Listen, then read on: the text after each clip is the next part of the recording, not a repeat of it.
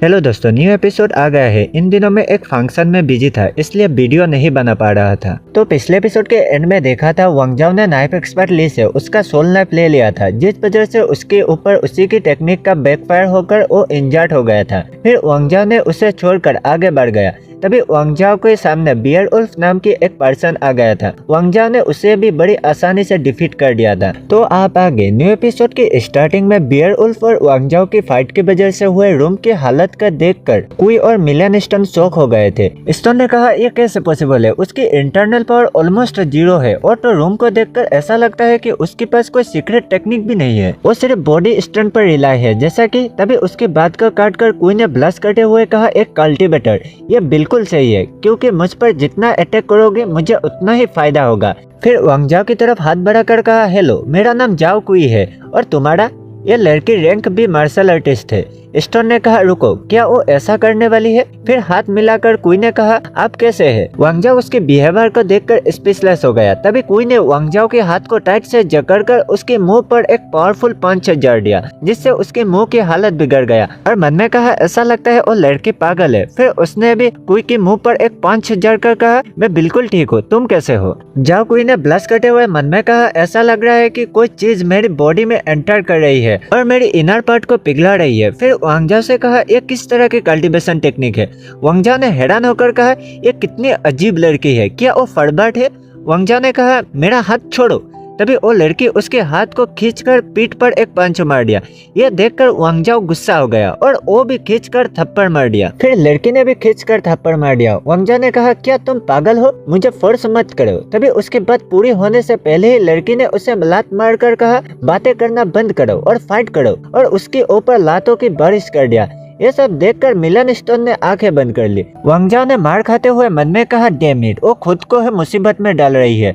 तो ये लो, और एक पंच जड़ दिया जिससे कोई घूमकर वाल में धंस गया, लेकिन कोई वहां से आसानी से बाहर आ गया। वांग जाओ ने कहा नहीं, ऐसा नहीं हो सकता। कोई ने ब्लश करते हुए कहा तुम स्ट्रॉन्ग तो हो लेकिन काफी स्लो भी हो। मिलियन स्टोन ने कहा कोई क्या तुम ठीक हो? कोई आगे बढ़ते हुए कहा कोई बात नहीं मिस्टर स्टोन, उसकी फिजिकल अटैक मेरे लिए बेनिफिट है। और जंप मारकर उसे माथे से मार के जमीन में गिरा दिया। फिर उसे पंच मारने वाला था कि वांग जाओ उसके हाथ को पकड़कर खुद ऊपर चढ़ गया और कहा बस बहुत हुआ, मुझे लगा कि तुम एक नॉर्मल लड़की हो लेकिन मैं गलत था, तुम बिल्कुल पागल हो। फिर उसके ऊपर पंच की बारिश कर दिया। कोई मार खाते हुए कहा बहुत बढ़िया, प्लीज रुकना मत और मारो, मारते रहो। स्टोन ने कहा कोई क्या तुम ठीक हो? और मन में कहा रुको, मार खाने के बावजूद उसकी पावर बढ़ती ही जा रही है, क्या वो अपने इंटरनल पावर का यूज कर रही है? नहीं, ऐसा नहीं हो सकता, तुम ये नहीं कर सकते। दूसरे साइड कुई ने कहा बस ये काफी है, लेकिन वांग जाओ रुकने के नाम ही नहीं ले रहा था। तभी कोई उसे लात मारकर कहा बस्टर्ड, सुना नहीं क्या? मैंने कहा बस बहुत हो गया। दूसरे साइड वांग जाओ एक ही लात में दूर जा गिरा। फिर कोई भी अचानक अनकॉन्शियस होकर गिर गया। स्टोन ने डर कर कहा अरे नहीं, ये बहुत बुरा हुआ। कोई क्या तुम ठीक हो? कहीं तुम इस अपॉर्चुनिटी का यूज करके ग्रेट भी पीक स्टेज का मार्शल आर्टिस्ट बनना तो नहीं चाहते? तभी कोई की शक्ल फॉक्स जैसे बनने लगा। स्टोन ने कहा डैम इट, वो बियर्ड वुल्फ में ट्रांसफर होने लगा है। नहीं कोई, तुम अभी यहाँ ऐसा नहीं कर सकते। फिर एक्यूपेंचर टेक्निक से उसकी पावर को कंट्रोल करते हुए कहा अगर ये लड़की यहाँ ट्रांसफॉर्म हो जाती है तो ये लिमिट ब्रेसलेट उसकी जान ले सकती है। वांग जाओ ने कहा डैम इट, ये लड़की तो एक डीमन है और वो अचानक से फिर से नॉर्मल हो गई है। मुझे अब उसकी लड़की होने का कोई परवाह नहीं, चाहे कुछ भी हो जाए, आज मैं उसे मार ही डालूंगा। तभी मिलियन स्टोन वांग जाओ की ऑरा को महसूस करके हैरान हो गया और फाइटिंग पोज में आकर कहा हमसे दूर रहो। तभी उसके ऑरा से ही वांग जाओ पीछे ढकेल दिया गया। वांग जाओ ने हैरान होकर कहा क्या उसने मुझे बिना छुए पीछे ढकेल दिया? तभी मिलियन स्टोन ने फिर से वांग जाओ के ऊपर अटैक कर दिया। क्यूब ने कहा मास्टर आपको इस अटैक को डॉज करना होगा। वांग जाओ ने कहा ठीक है, मैं इसे ब्लॉक करने की कोशिश करना चाहता था तो साइड हो जाता हूँ। तभी वो अटैक जाकर वॉल को बीच में से तोड़ दिया। वांग जाओ ने हैरान होकर कहा ये क्या बकवास है, शुक्र है मैं साइड हो गया था। मिलियन स्टोन ने कहा क्या वो बस निकला? डैम इट, अब तो मुसीबत खड़ी होने वाली है, लेकिन अब क्या करूँ? कोई को वो ब्रेसलेट ज्यादा देर तक रोक नहीं सकता। मैंने कभी नहीं सोचा था कि कोई इस मिशन के दौरान ही ब्रेक थ्रू के स्टेज में पहुंच जाएगी। आखिर इस मिशन के दौरान ही ऐसा क्यों होना था? अगर उसकी बॉडी के अंदर की ऑरा को कंट्रोल नहीं किया गया तो वो लिमिट ब्रेसलेट उसकी जान ले सकती है। नहीं, मैं उसे इतनी जल्दी नहीं मरने दे सकता। वांग जाओ ने कहा, अंकल आप काफी स्ट्रांग है, क्या हम सेकंड राउंड लड़े? और मन में कहा, क्यूब क्या मेरा पावर अभी भी बढ़ रही है? क्यूब ने कहा, जी मास्टर, इस हाई लेवल के जेम्स में लिमिटलेस एनर्जी मौजूद है, लेकिन आपकी बॉडी में एनर्जी ज्यादा हो जाती है तो आपका बॉडी फट भी सकता है। वांग जाओ ने कहा, क्यूब मुझे लगता है कि मैं उनके हाथों नहीं तुम्हारे हाथों ही कभी मारा जाऊंगा। दूसरे साइड मिलन स्टोन ने कुई की पावर को कंट्रोल करने की कोशिश करते हुए कहा, मुझे कुछ करना होगा, ये लड़का नहीं तो प्रॉब्लम क्रिएट कर सकता है। फिर वांग जाओ से कहा, यंग मैन तुम उसी लड़की को बचाने के लिए यहाँ आए हो है ना? अगर तुम उसे बचाना चाहते हो तो जल्दी से ऊपर जाओ, मैं तुम्हें नहीं रोकूंगा। वांग जाओ ने कहा, क्या तुम हार मान रहे हो? यह सुनकर मिलन स्टोन ने गुस्से से वांग जाओ को घूरने लगा। वांग जाओ ने मन में कहा, वो मुझे नहीं रोकेगा, ये क्या बकवास है? क्या उसे लगता है कि मैं अंधा हूँ? ये साफ साफ दिखाई दे रहा है कि वो लड़की किसी डेंजर सिचुएशन में है। फिर मिलन स्टोन से कहा, अगर तुम हार मान रहे हो तो मुझे साफ साफ बता दो, ऐसे झूठी बातों से छुपाने की कोशिश मत करो जैसे कि तुम मेरी जान बख्श रहे हो। मिलन स्टोन ने गुस्से से मन में कहा, ये लिटिल बास्टर्ड मुझे उस्काने की कोशिश कर रहा है, लेकिन मुझे अपना ध्यान भटकने से रोकना होगा। फिर वांग जाओ से कहा, बकवास बंद करो, बाय वन मार्शल आर्टिस्ट की मेंबर होने के नाते मैं कभी हार नहीं मान सकता।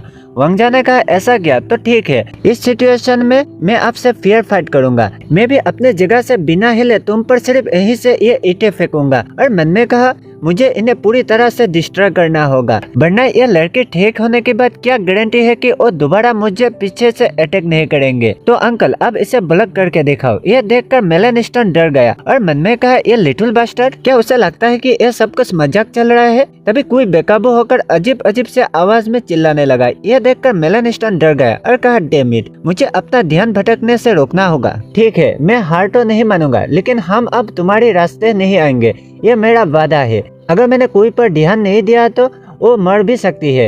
ये Bai Wan martial art alliance की एक एंशिएंट टोकन है।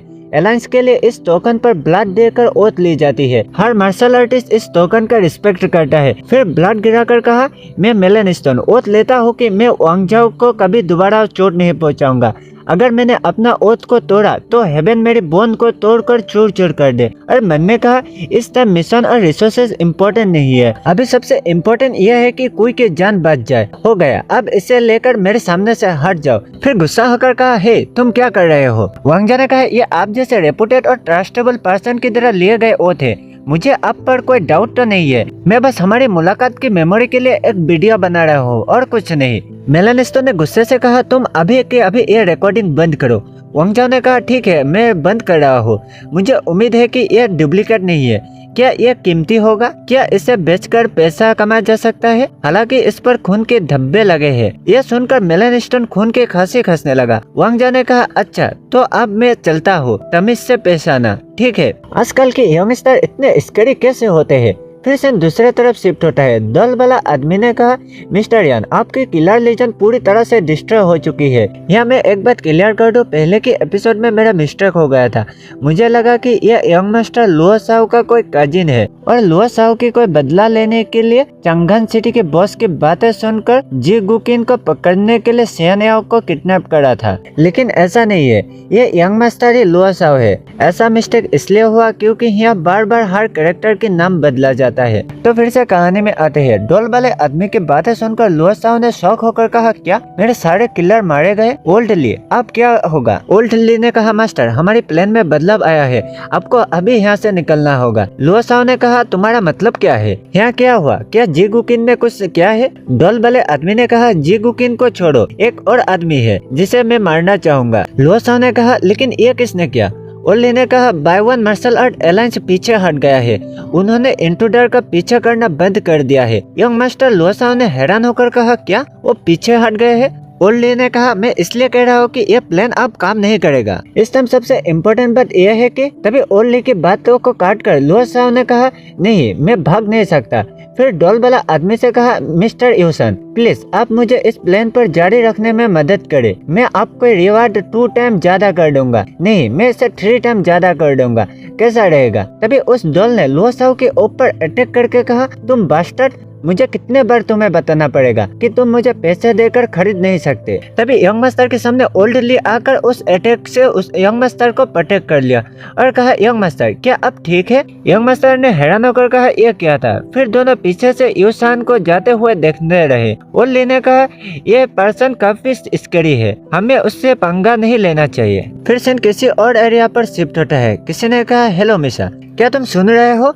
हमारी ट्रेनिंग मिशन फिलहाल यही एंड होता है। लड़की ने कहा, क्या? मिशन इतना छोटा था? इस लड़की का नाम मिशा है और यह बाय-वन मार्शल आर्ट अलायंस का मेंबर है। फिर से उसके पास साउंड आया, कोई का एक्सीडेंट हो गया है, हमें पीछे हटना होगा। मिशा ने कहा, आपका क्या मतलब है? सिस्टर कोई को क्या हुआ? दूसरे साइड से कहा, मैं अभी समझा नहीं सकता, जब हम मिलेंगे तब तुम्हें बता दूंगा। तभी वो कुछ महसूस करके अचानक पीछे घुमा तो उसके सिर्फ बाल ही दिखाई दिया। तभी दूसरे साइड से कहा, मिशा क्या तुम सुन रहे हो? हेलो मिशा, क्या हुआ? तभी एक आदमी को दिखाया जाता है। वो मिशा की एयरफोन को उठाकर घूरने लगा। फिर से मिस्टर स्टोन की तरफ शिफ्ट होता है। कोई साउंड ना सुनकर वो भी कुछ देर तक शांत रहा। फिर कहा, कौन हो तुम? फिर से वांगजाओ की तरफ शिफ्ट होता है। उसने कहा, क्यूब, तुमने कहा था कि यहाँ 7 एनिमी है, तब और 2 एनिमी होना चाहिए, लेकिन अभी तो कोई क्यों दिखाई नहीं दिया? क्यूब ने कहा, जी मास्टर, ऐसा ही था, लेकिन एक एनिमी अचानक डिसअपीयर हो गया है। वांगजाओ ने कहा, क्या डिसअपीयर हो गया? तो क्या इसका मतलब यह है कि अब सिर्फ एक ही एनिमी बचा है? तभी ऊपर से मिस्टर यूसान ने कहा, जी हाँ बिल्कुल सही, अब सिर्फ एक ही एनिमी बचा है। डोल ने कहा, अरे यूसान, मुझे मत भूलना। फिर नीचे उतरते हुए कहा,